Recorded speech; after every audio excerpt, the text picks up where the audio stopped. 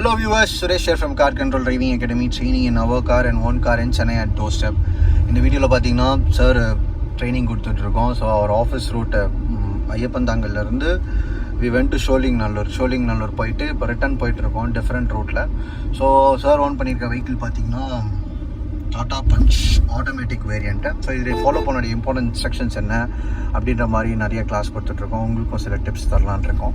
So டிராஃபிக்கில் ஓட்ட வேண்டிய ரொம்ப இம்பார்ட்டண்ட்டான விஷயம் என்னென்னா, ஆட்டோமேட்டிக் பொறுத்தவரை உங்களுக்கு கிளச் கிடையாது, கியர் கிடையாதுன்ற போது ஆக்சிலேட்டர், பிரேக், ஸ்டீரிங் தான்.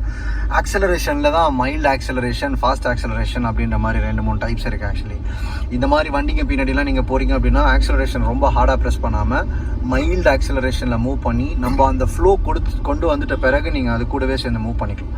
ஸோ டிராஃபிக்கில் வந்து ரொம்ப டிஸ்டர்பன்ஸ் லெஃப்ட் அண்ட் ரைட் இருக்கும். நம்ம ஆங்கிள் ஆஃப் கார்னு ஒரு கான்செப்ட் இருக்குது. இப்போ ஃபார் எக்ஸாம்பிள் லெஃப்ட்டில் இப்போ டிஸ்டர்பன்ஸ் இருக்குது சார், அந்த கார் நிற்குதுன்னு தெரியுதுங்களா. ஸோ இப்போ உங்களுக்கு ரைட்டில் மாறுற மாதிரி இருக்குன்னா இன்ச்சாக மாற்றுங்க, மில்லிமீட்டர் ரைட் மாற்றி ஸ்ட்ரைட் பண்ணிக்கோங்களேன். ஒரு நூலாக ரைட் மாற்றுங்க பார்ப்போம். எனக்கு பைக் உள்ள வருது சார். எஸ், இந்த மாதிரி ஆங்கிள் பிடிச்சிட்டு ஆக்சிலேட் ஹெவியாக பண்ணுங்க சார். அவ்வளோதான். இப்போ ஒரு மில்லிமீட்டராக நீங்கள் வந்து பண்ணிங்கன்னா கூட வரவங்களுக்கு யாருக்குமே டிஸ்டர்பன்ஸ் இருக்காது. பைக்கோட ரைடிங்கும் கார் டிரைவிங்கும் டிஃப்ரென்ஷியேட் பண்ணோன்னா பைக்கில் நம்ம சடனாக கட் பண்ணிட்டு போயிடலாம். காரில் எப்படி கட் பண்ண முடியாது. இப்போ சார் வந்து பார்த்தீங்கன்னா ரொம்ப மைன்யூட் அட்ஜஸ்ட்மெண்ட் பண்ணிவிட்டு மறுபடியும் உள்ளே வந்த மாதிரி தான் பண்ண முடியும். டிராஃபிக்கில் வந்து நம்ம பிளைண்டாக வந்து ஒரு வண்டி முன்னாடி மட்டும் ஃபாலோ பண்ணாதீங்க. 4-5 வண்டிக்கு முன்னாடி என்ன சொல்ல வராங்கன்றதை பார்த்துக்கோங்க. இப்போ பைக் ரைடிங்கில் நீங்கள் சந்துக்குள்ளே பூந்து நீங்கள் அடுத்தடுத்த டெஸ்டினேஷன் மாற்றிட்டே இருக்கலாம், எங்கே நிப்பாட்ட போகிறீங்கன்னு சொல்லிட்டு.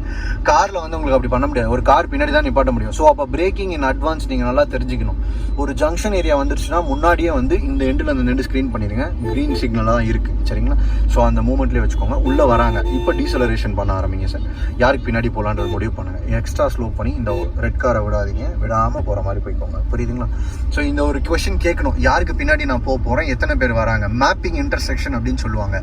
சரி, எத்தனை வண்டி வருதோ அந்தந்த வண்டிகளுக்கு ஏற்ற மாதிரி நம்ம வந்து முன்னாடியே நான் கால்குலேட் பண்ணிட்டேன். ஏன்னா இந்த மாதிரி 4 வண்டியை பார்க்காம என்ன பண்ணுறோன்னா, கார் டிரைவிங் கற்றுக்கும் போது கார் வருது அப்படின்னா ஒரே ஜட்ஜ்மெண்ட்டும், பஸ்ஸு வந்தாலும் ஒரே ஜட்ஜ்மெண்ட் பண்ணுறோம். ஸோ பஸ் வந்துச்சுன்னா டிஃப்ரெண்டாக ஜட்ஜ்மெண்ட் பண்ணணும். அவங்களுக்கு ஏற்ற ஸ்பேஸ் நம்ம கொடுக்குறோமா, கார் வந்தானா காருக்கு ஏற்ற ஸ்பேஸ் நம்ம கொடுக்குறோமான்ற மாதிரி ஒரு அனாலிசிஸ் வந்து பண்ணிகிட்டே இருக்கணும். இது வந்து நிறைய பேருக்குள்ள மிஸ் ஆகுது. அதனால தான் பஸ்ஸை பார்த்தா எனக்கு பயமாக இருக்குது. ஏன்னா ஒரு நாள் பஸ்ஸை வந்து அணைச்சி விட்டுருப்பாங்க. பஸ்ஸுக்கு தேவையான இடம் இவ்வளோதான் ஒரு மேப் பண்ணிட்டீங்க அப்படின்னா கண்டிப்பாக அதுக்குள்ளான ஸ்பேஸ் தான் நான் வச்சுப்பேன் அப்படின்ற மாதிரி இருப்பான். இப்போ ரைட்டை வந்து எக்ஸ்ட்ரீமாக உடனே க்ளோஸ் பண்ணாதீங்க சார். பொறுமையாக க்ளோஸ் பண்ணுங்க, மிரர் பார்த்து.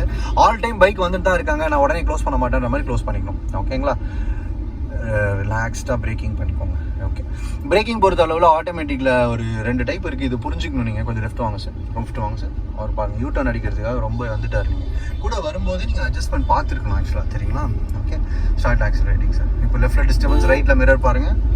பர்ஃபெக்ட். ஸோ பிரேக்கிங் வந்து ரொம்ப இம்பார்ட்டன்ட். லெவல்ஸ் ஆஃப் பிரேக்கிங்னு ஒரு கான்செப்டே இருக்குது. ஆக்சுவலி பைக்கில் வந்து உல்ட்டா பண்ணுவோம். ஆக்சுவலாக கம்மியாக ஸ்லோ பண்ணிட்டு நிறைய ஸ்லோ பண்ணி லாஸ்ட் மினிட்ல போய் நிற்போம். ஆனால் கார் பொறுத்த அளவில் பிரேக்கிங் வந்து எப்படின்னா ஃபர்ஸ்ட் லெவல், செகண்ட் லெவல், தேர்ட் லெவல்னு 3 லெவல்ஸாக யூஸ் பண்ணணும். உங்களை ஹராஸ் பண்ணுறாரு. ஃபர்ஸ்ட் லெவல் பிரேக்கிங் சார், நல்லா ஸ்லோ பண்ணிவிட்டு விட்டுட்டு செகண்ட் லெவல், அவ்வளோதான், சூப்பர். இப்போ இந்த மாதிரி பண்ணிங்கன்னா என்ன யூஸ் அப்படின்னா, பின்னாடி வரவங்களுக்கு வெல் இன் அட்வான்ஸ் நீங்கள் இன்ஃபர்மேஷன் கொடுத்துருவீங்க. நான் ஸ்லோ பண்ண போகிறேன் அப்படின்னு சொல்லிட மாதிரியும். கொலிஷன் வந்து 2 டைப்ஸ் இருக்குது, front and collision, rear and collision. Front and collision நீங்கள் வந்து லாஸ்ட் மினிட்ல கூட பிரேக் அடிச்சு அவாய்ட் பண்ணலாம். ஆனால் நீங்கள் அடிக்க போகிற பிரேக் வந்து லாஸ்ட் மினிட்ல சடனாக அடிச்சிட்டிங்க அப்படின்னா என்ன ஆகும், பின்னாடி வரவங்களுக்கு ரொம்ப உபத்திரவன்.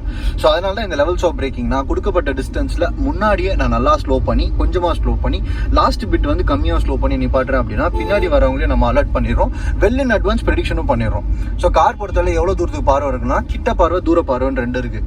ஸோ கிட்ட இருக்கிற வெஹிக்கிள்ஸ் எல்லாத்தையும் ஸ்க்ரீன் பண்ணிட்டு தூரத்தில் வந்து அந்த சிக்னலுக்கு யாராவது வராங்களான்ற மாதிரி மேப் பண்ணிட்டு நீங்கள் பாட்டு ஆக்சிலேட் பண்ணிடலாம் சார். இந்த கேப் வேண்டாம், நமக்கு ரொம்ப டூ மச்சாக இருக்குது பாருங்க. இந்த கேப்பை க்ளோஸ் பண்ணிட்டே போங்க. ஆக்சுவலா நம்ம போகும்போது ரெட்டு விழாது. இந்த ஆம்பர் விட்டு இருந்ததுன்னா பாஸ் பண்ணி கொஞ்சம் வாட்ச் பண்ணி ப்ரொசீட் பண்ணுங்க அப்படின்னு அர்த்தம். ஆக்சுவலா சரிங்களா, கொஞ்சம் பாஸ் பண்ணிக்கோங்க.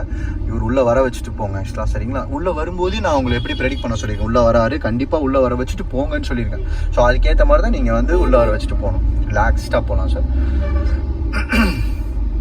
லெஃப்ட் ஜட்ஜ்மெண்ட் வந்து பண்ணிட்டே இருங்க. வியூவர்ஸ் எல்லாரும் வந்து என்ன பண்ணுவீங்கன்னா, ஸ்ட்ரைட்டா ஒரு பார்வை வச்சுப்பீங்க.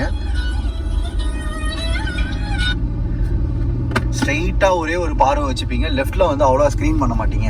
ரைட் சீலிங் லெஃப்ட் சீலிங்னு ஒரு கான்செப்ட் இருக்குது. கார் வந்து எப்போவுமே நல்லா புரிஞ்சுக்கோங்க, 2 ஹெட்லைட் இருக்குது, 2 சைடு மிரர் இருக்குது, 2 ஃப்ரண்ட் டோர் இருக்குது, 2 பேக் டோர், 2 டெயில் லைட் இருக்குது.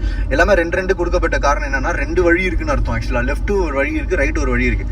மேக்ஸிமம் ஆஃப் த டைம் நம்ம என்ன பண்ணுவோம், ரைட்டில் பக்கத்தில் இருக்கலாம், ரைட்லேயே பார்த்துருவோம். ஸோ இப்போ இந்த ஆட்டோ உள்ளே வருது, உள்ளே வருமா வராதான்ற மாதிரி நம்ம இப்பயே ப்ரெடிக்ட் பண்ணிட்டோம் அப்படின்னா நம்ம லெஃப்ட் ஜட்ஜ்மெண்ட் அங்கேயே டியூன் ஆயிடுச்சுன்னு அர்த்தம் டிராஃபிக்கில்.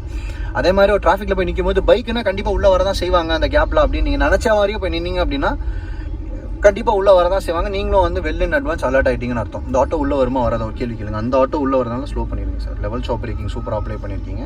Perfect, nice. இந்த சிச்சுவேஷன்லாம் அன்ஃபோர்சின் நல்ல பிரேக்கிங் யூஸ் பண்ணியிருக்கீங்க சார். நம்ம சொல்லி கொடுத்த லெவல் ஸ்டாப் பிரேக்கிங் யூஸ் பண்ணி பக்காவாக எடுத்துகிட்டு வந்து நிப்பாட்டிருக்கீங்க. ஆக்சுவலாக ஆப்போசிட்டில் வரும்போது நீங்கள் பேனிக் ஆகக்கூடாது சார். அப்படியே ஸ்ட்ரெயிட்டாக வச்ச மாதிரி போங்க, ஓகேங்களா? ஸோ ஆப்போசிட்டில் வண்டி வந்தாலே லெஃப்ட்டில் ஜட்ஜ்மெண்ட் பண்ணி இவ்வளோ தான் என்னால் அட்ஜஸ்ட்மெண்ட் பண்ண முடியுன்ற மாதிரி ஏறி போங்க சார். ஒரு வண்டி லைண்டாக ஃபாலோ பண்ணும்போது கண்ணாடி வழியாக 2-3 வண்டி என்ன நடக்குதுன்ற மாதிரி ஃபாலோ பண்ணிகிட்டே போங்க. ஓகே, இவங்களுக்குலாம் ஒரு பீப் ஹாரன் கொடுத்துருக்காங்க. Make sure they see you. அவங்க வந்து ஒரு தடவையாவது உங்களை வந்து பார்த்துட்டாங்க அப்படின்ற மாதிரி make sure they see you. என்ன பண்ணுவாங்க, இவங்களை கதை பேசிட்டு இருக்காங்க, டப்பு ரோட க்ராஸ் பண்ணிவிடுவாங்க. அப்புறம் நம்மளை சொல்லுவாங்க, நம்ம தான் அவங்கள பார்க்கணும். ஆக்சுவலாக உண்மை சொல்லணும்னா வண்டி பெருசாக நமக்கு வந்து பொறுப்பு அதிகம். இப்போ சின்ன வண்டிக்கு பெரிய வண்டிக்கு ப்ராப்ளம் ஆச்சுன்னா பெரிய வண்டி தான் ப்ளேம் பண்ணுவாங்க, நீ பார்த்து வர மாட்டியா அப்படின்னு. ஏன்னா பெரிய வண்டிக்கு தான் பெரிய பொறுப்புன்ற மாதிரி மைண்டில் இருக்குது. ஸோ இப்போ கார் ஓட்டிங்கன்னா கண்டிப்பாக உங்களுக்கு பொறுப்பு கொஞ்சம் அதிகம். கொஞ்சம் ரைட்டில் போங்க, ஸ்லோவாக. அவ்வளோதான் சார். எப்படி சந்தில் போங்க, அப்போ லெஃப்ட் ஜட்ஜ்மெண்ட் ஸ்லோ பண்ணி. இப்போ கொஞ்ச நேரத்துக்கு தான் இந்த வீடியோவில் சொன்னேன், ஒரு ஆட்டோ வருதுன்னா கண்டிப்பாக உங்களுக்கு டிஸ்டர்ப் பண்ண போகிறோம் ஒரு கேள்வி கேளுங்க. இப்போ வருது கேட்டிங்க, கண்டிப்பாக வந்துருச்சு, டிஸ்டர்ப் பண்ணாங்க பார்த்தீங்களா, பிரேக்கிங் டிஸ்டன்ஸ். இப்போ அந்த நெக்ஸான் வரைக்கும் போகணும் அப்படின்ற மாதிரி பிளான் பண்ணுவோம் சார். அந்த நெக்ஸான் ப்ளூ கலர் நெக்ஸான் வரைக்கும் போகணும். இந்த பக்கம் யாரும் வரல, அவ்வளோதான். நீங்கள் ஃப்ரீயாக போகலாம் சார், ஸ்லோ மூவ்மெண்ட்லேயே போகலாம். புரியுதுங்களா? எல்லாரும் என்ன பண்ணுவாங்கன்னா மண்டே போட்டு குறைச்சிப்பாங்க, எப்போ போகணும். அங்கே போகிறவங்க எத்தனை நம்பர் ஆஃப் வெஹிக்கிள்ஸ், இங்கே எத்தனை நம்பர் ஆஃப் வெஹிக்கிள்ஸ்னு இன்டர்செக்ஷனில் மேப் பண்ண மாதிரி நீங்கள் போனீங்க அப்படின்னா கரெக்டாக இருக்கும். ஹோப் ஒரு கொஞ்சம் எனஃபான டிப்ஸ் கிடைச்சிருக்குன்னு நினைக்கிறேன். இது தவிர்த்துமே நிறைய டிப்ஸ் இருக்குது ஆக்சுவலி. ஸோ ஏதாவது டவுட் இருந்தால் கமெண்ட் செக்ஷன் மென்ஷன் பண்ணிக்கோங்க. This is Suresh from car control driving academy, training in our car and own car in Chennai at doorstep. Thank you.